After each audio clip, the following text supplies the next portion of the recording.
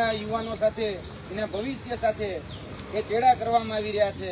વર્તમાનમાં એક એવો કિસ્સો ફરી એક વખત સામે આવ્યો છે કે સરકારની જે યોજના ચાલે છે મૂર્ખ બનાવો યોજના, એ અંતર્ગત એક નકલી ભરતી કૌભાંડ અમારી સામે આવ્યું છે। જી હા, તમે બરોબર સાંભળ્યું, નકલી ભરતી કૌભાંડ। કેમ કે આ જે ભરતી છે એ ભરતીની કોઈ મંજૂરી જ લેવામાં નહોતી આવી અને જેમાં જાહેરાત બહાર પાડી દેવામાં આવી, ઉમેદવારોએ ઉમેદવારી નોંધાવી દીધી, પ્રિલિમિનરી પરીક્ષા લેવાઈ ગઈ, મુખ્ય પરીક્ષા લેવાઈ ગઈ અને ત્યારબાદ ડોક્યુમેન્ટ વેરિફિકેશન થઈ ગયા જે ઉમેદવારોના મેરિટ યાદીમાં નામ આવ્યા એના, ત્યારબાદ એ લોકોના મેડિકલ વેરિફિકેશન એ પણ કરી નાખવામાં આવ્યું।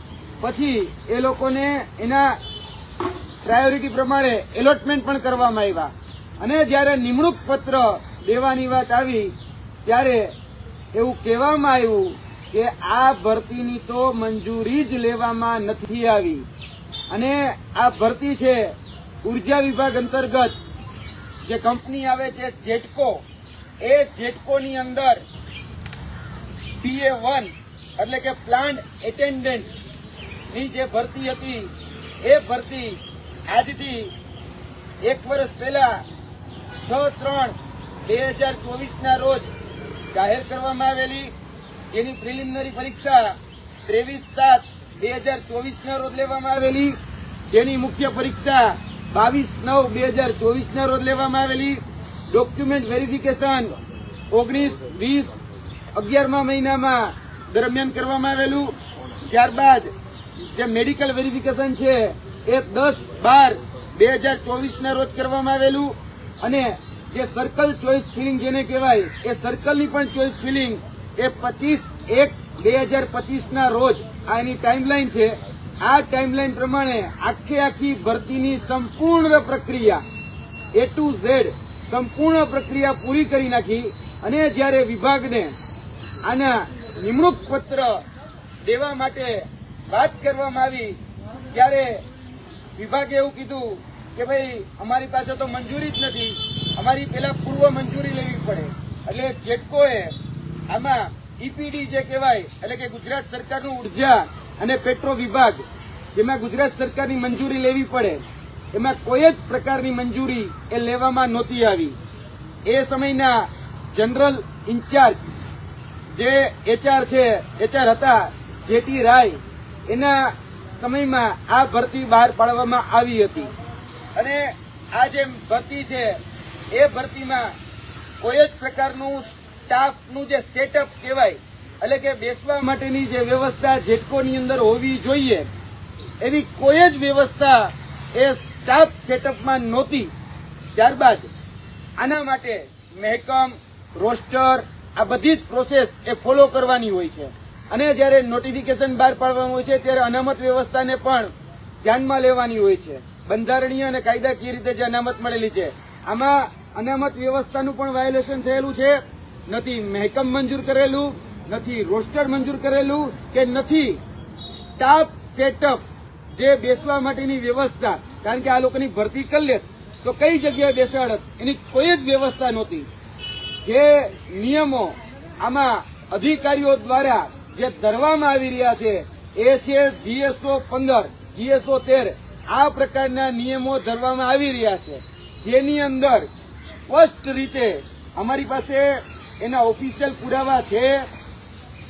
તમે જોઈ શકો છો કે GSO 15 ની અંદર કોઈ પણ જગ્યાએ એનું સ્ટાફ સેટઅપ નથી, એની જગ્યાએ જે PO1 જેને પ્લાન ઓપરેટર કહેવાય એ પ્લાન ઓપરેટરનું સ્ટાફ સેટઅપ છે। હવે પ્લાન ઓપરેટરની જગ્યાએ પ્લાન એટેન્ડન્ટ ની ભરતી કરી નાખી અને હવે એવું કે છે કે અમે એને ટ્રાન્સફર કરવાના હતા।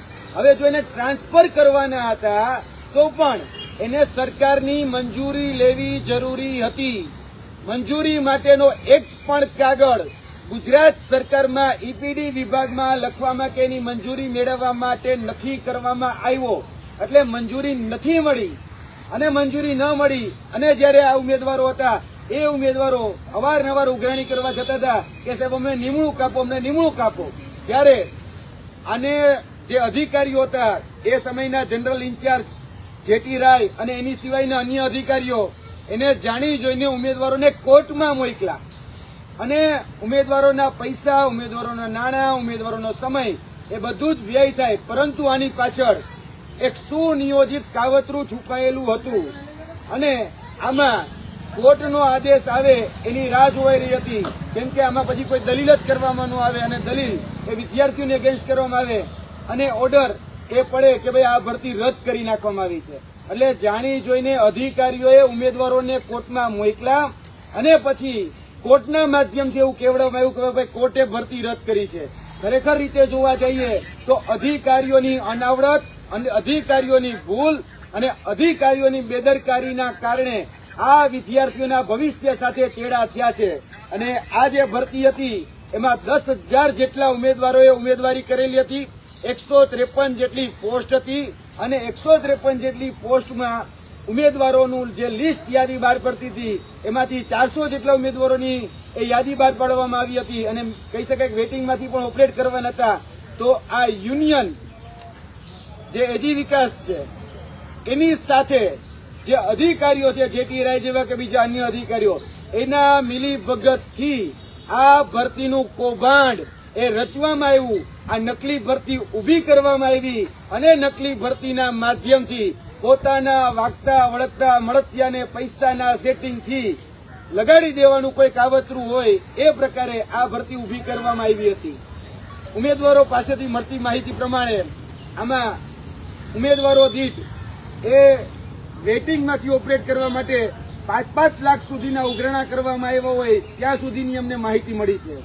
એટલે ભૂતકાળની અંદર જોવા જઈએ તો જેટકોમાં થયેલી જુનિયર એન્જિનિયર, જુનિયર આસિસ્ટન્ટની ભરતીમાં પણ આ યુનિયન અને એની સાથે જે અધિકારીઓ છે વર્તમાન અધિકારીઓ બંને ભેગા થઈ વેટિંગ યાદી ઓપરેટ કરી અને પોતાના લાગતા વળગતાઓને જ નોકરી આપી છે. કારણ કે આમાં જયારે મેરિટ યાદી બહાર પડે છે ત્યારે કોઈના નામ જાહેર કરવામાં નથી આવતા, ફક્ત બેઠક ક્રમાંક નંબર જાહેર કરવામાં આવે છે. કોને કેટલા માર્ક છે, કઈ રીતે માર્ક છે એ ઇન્ડિવિજ્યુઅલ લોકો જોઈ શકે, પણ જાહેરમાં બધા જ જોઈ શકે એવું કોઈ જ પ્રાવધાન નથી. એટલે સુનિયોજિત રીતે કાવતરાના ભાગરૂપે પોતાના લાગતા વળગતા મળતિયાને સેટ કરવા માટે આ ભરતીના તરકટ અને આ ભરતીના નાટક રચવામાં આવે છે. આમાં પણ કોઈની ભરતી એટલે કે પીઓની જે પોસ્ટ હતી આ જેટકોની અંદર એને ટ્રાન્સફર કરવા માટે PA1 ની પોસ્ટ જો કરવી હોય તો એના માટે પણ મંજૂરી લેવી જરૂરી હોય છે, યુનિયનને સાથે લેવા જરૂરી હોય છે. આવી કોઈ જ પ્રોસેસ એ આમાં કરવામાં આવી નથી અને અંતે આ વિદ્યાર્થીઓ રજડી પડ્યા છે. 1.5 વર્ષ સુધી આ વિદ્યાર્થીના ભવિષ્ય સાથે મજાક કરવામાં આવી છે. તો આના માટે જવાબદાર કોણ, અમે પ્રશ્ન પૂછીએ છીએ. એની સાથે સાથે અમે આ માધ્યમથી, મીડિયાના માધ્યમથી સરકારશ્રીને માંગણી કરીએ છીએ, કનુભાઈ દેસાઈને કહીએ છીએ, ભૂપેન્દ્રભાઈ પટેલને કહીએ છીએ કે તાત્કાલિક ધોરણે આ ભરતીમાં જેને પણ આ નાટક રચ્યું છે એવા અધિકારીઓ ઉપર સસ્પેન્ડ કરી કાયદેસરની કાર્યવાહી કરવામાં આવે. કેમ કે આની અંદર જે ઇન્ચાર્જ જનરલ મેનેજર HR હતા એનાથી જ આ ભરતી કરવામાં આવી છે. પહેલા એને સસ્પેન્ડ કરી અને કાયદેસરની કાર્યવાહી એની ઉપર કરવામાં આવે અને સજાત્મક અને દંડાત્મક પગલાં લેવામાં આવે, કારણ કે આ ઉમેદવારો સાથે છેતરપિંડી કરવામાં આવી છે. 1.5 વર્ષ આ ઉમેદવારોનું બગાડવામાં આવ્યું છે અને જયારે નિમણૂક આપવાની વાત આવી ત્યારે આ ઉમેદવારોને કહી દેવામાં આવ્યું છે કે તમને નિમણૂક નહીં મળે, આ ભરતી રદ કરી નાખવામાં આવી છે. તો આના માટે જવાબદાર કોણ? શા માટે ભાઈ ઉમેદવારો હરેક વખતે પાડાના વખે પખાલીને ડામ, હરેક વખતે કરે કોક અને ભોગવે કોક? શા માટે?